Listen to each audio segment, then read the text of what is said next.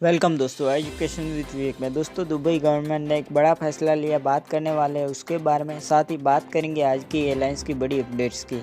वही जो लोग Dubai, Abu Dhabi, Saudi, Sharjah जाना चाहते हैं वो इस वीडियो को जरूर देखें। दोस्तों, बात करते हैं दुबई गवर्नमेंट के फैसले की, तो हम आपको बताना चाहेंगे कि अगर आपको यूएई से गए हुए 6 महीने से ज़्यादा हो गया और आपका वीज़ा दुबई का है या फिर अबू धाबी, शारजाह, यूएई या किसी भी स्टेट का है, चाहे आपका वीज़ा आईसीए डिपार्टमेंट का है या जीडीआरएफए डिपार्टमेंट का है, यूएई में रिटर्न आफ्टर 6 मंथ वालों को फ़्लाइट को बैन कर दिया है। लेकिन कुछ लोगों के लिए 31 मार्च तक फ़्लाइट को आगे बढ़ा दिया है।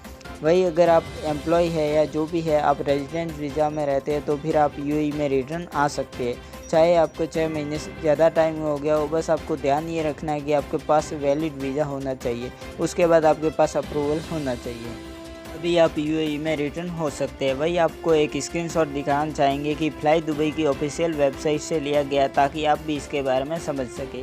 अगर आप अभी दुबई या अबू धाबी से बाहर है और 6 महीने से ज़्यादा टाइम हो गया और आपका वीज़ा जीडीआरएफए का है, तो आप फ़्लाइट करवाना चाहते हैं दुबई या अबू धाबी की, तो आपको जीडीआरएफए डिपार्टमेंट का अप्रूवल लेना पड़ेगा, यानी कि दुबई वीज़ा वालों को अप्रूवल लेना पड़ेगा।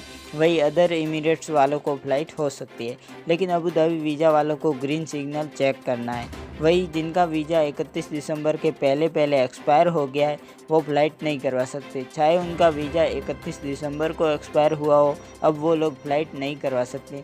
वही जिनका वीज़ा वैलिड है वो फ़्लाइट करवा सकते हैं, उनके लिए 31 मार्च तक टाइम दिया है। 31 मार्च तक फ़्लाइट करवा सकते हैं। ये जानकारी फ्लाई दुबई की ऑफिशियल वेबसाइट पर दी गई है। जब आप टिकट बुकिंग करवाते हैं तो ये शो होगी। साथ ही हर एयरलाइंस ने ये टर्म्स एंड कंडीशन अपनी वेबसाइट पर अपलोड की हुई है। ऐसे में आप 31 मार्च तक बिना रेस्ट्रिक्शन के फ़्लाइट करवा सकते हैं। वही आपको अप्रूवल लेना ज़रूरी है। वही दोस्तों, अगली अपडेट की बात करें तो वो रिलेटेड है यूएई से। हम आपको बताना चाहेंगे कि यूएई हेल्थ मिनिस्टर ने एक नया डिसीजन लिया है। बताया जा रहा है कि यूएई में काम करने वाले सभी वर्कर्स का हर 14 दिन में कोविड टेस्ट किया जाएगा।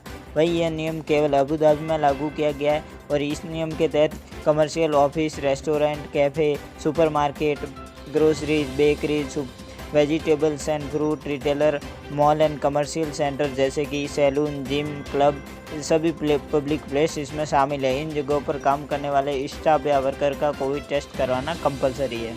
तो कुछ कमेंट्स आ रहे थे रोमानिया की फ़्लाइट को लेकर, तो हम आपको बताना चाहेंगे कि फ़िलहाल रोमानिया के लिए फ़्लाइट्स बंद है, क्योंकि रोमानिया की गवर्नमेंट इंडिया समेत कई देशों को अलाउ नहीं कर रहा है। रोमानिया ने 13 जनवरी तक इंटरनेशनल फ़्लाइट्स पर बैन लगाया हुआ है। वहीं कुछ देशों को अलाउ किया जा रहा है जो उसके पड़ोसी देश है। साथ ही दोस्तों, हम आपको बताना चाहेंगे कि रशिया की फ़्लाइट का भी कई लोगों को इंतज़ार है, लेकिन फ़िलहाल रशियन गवर्नमेंट ने इंडिया समेत कई कंट्रीज़ की फ़्लाइट्स बैन कर रखी है। वही जापान, इथियोपिया, मालदीव वगैरह कुछ देशों को वो फ़्लाइट अलाउ कर रहा है। दोस्तों, अगली अपडेट की हम बात करें तो आपको बताना चाहेंगे कि अमेरिका की एयरलाइंस कंपनी A4A ने अमेरिकन गवर्नमेंट को एक लेटर भेजा है, जिसमें इंटरनेशनल ट्रैवल से बैन हटाने को लेकर कहा गया है। वही A4A का कहना है कि गवर्नमेंट ने ट्रैवल बैन हटाने की बात कही थी, पर अब तक कोई फैसला नहीं लिया है। वही दोस्तों, अगली अपडेट की बात करें तो वो सबसे अलग अपडेट है जो कि पाकिस्तान से रिलेटेड है। हम आपको बताना चाहेंगे कि बीते कल यूके से पाकिस्तान के लिए एक रोमांचक फ़्लाइट ऑपरेट हुई। आपको बताना चाहेंगे कि PIA चार्टेड हाई फ्लाई ने एक यात्री को मैनचेस्टर से इस्लामाबाद लाया गया। इस प्लेन में आमतौर पर 371 पैसेंजर्स बैठते हैं, लेकिन यूके से बैन को लेकर सिर्फ एक पैसेंजर्स आया। वही आपको बताना चाहेंगे कि पाकिस्तान इंटरनेशनल को पिछले मई में एक घातक दुर्घटना के बाद यूएस और यूके ने फ़्लाइट्स को बैन कर दिया था।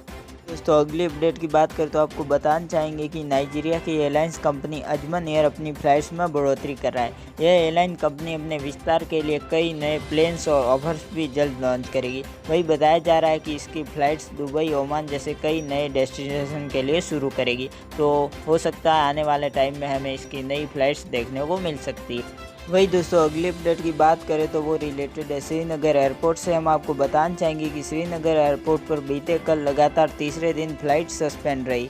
श्रीनगर एयरपोर्ट के ऑफिसर्स ने बताया है कि घाटी में भारी बर्फबारी और ख़राब दृश्यता के कारण लगातार तीसरे दिन भी फ़्लाइट्स बंद करनी पड़ी। वही बताया है कि रनवे को साफ़ कर दिया था, लेकिन दृश्यता खराब होने के कारण फ़्लाइट बंद रखी। वहीं मौसम विभाग ने आज भी भारी बर्फबारी की चेतावनी दी है, तो ऐसे में आप अपनी फ़्लाइट्स का शेड्यूल जरूर चेक करें अगर आप श्रीनगर एयरपोर्ट से ट्रैवल करने वाले हैं।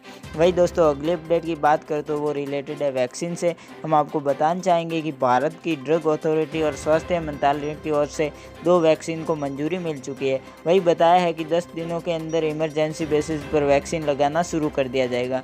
वही स्टेट गवर्नमेंट भी अपने सिटीजन्स को वैक्सीन लगाने को लेकर तैयारियों में जुट चुकी है।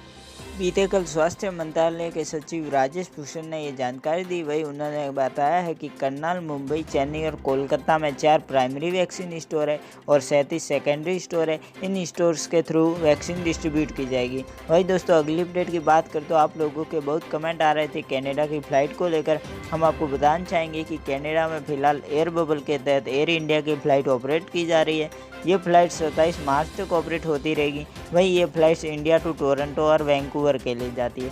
साथ ही इसकी बुकिंग भी स्टार्ट है। ऐसे में आप अगर ट्रैवल करना चाहते हैं तो कर सकते हैं। वहीं दिल्ली से टोरंटो वीक में 5 बार ऑपरेट होती है, मंगलवार, गुरुवार, शुक्रवार, शनिवार और रविवार को। जबकि दिल्ली से वैंकूवर की फ़्लाइट वीक में 3 बार, बुधवार, शुक्रवार और रविवार को ऑपरेट होती है। तो ऐसे में आप अगर ट्रैवल करना चाहते हैं तो इन फ़्लाइट्स के थ्रू आप ट्रैवल कर सकते हैं।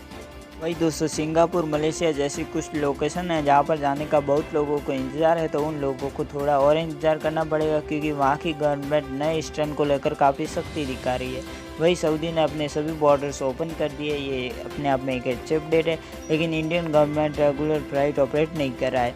इंडियन गवर्नमेंट तो पहले भी नहीं कर रही थी और अब भी नहीं कर रही है, इसकी बात ये लगे। पर जैसे ही कोई नई फ़्लाइट ऑपरेट होती है तो हम सबसे पहले आपको बताना चाहेंगे। फिलहाल इस वीडियो में इतना ही, दीजिए इजाज़त। जय हिंद, जय भारत।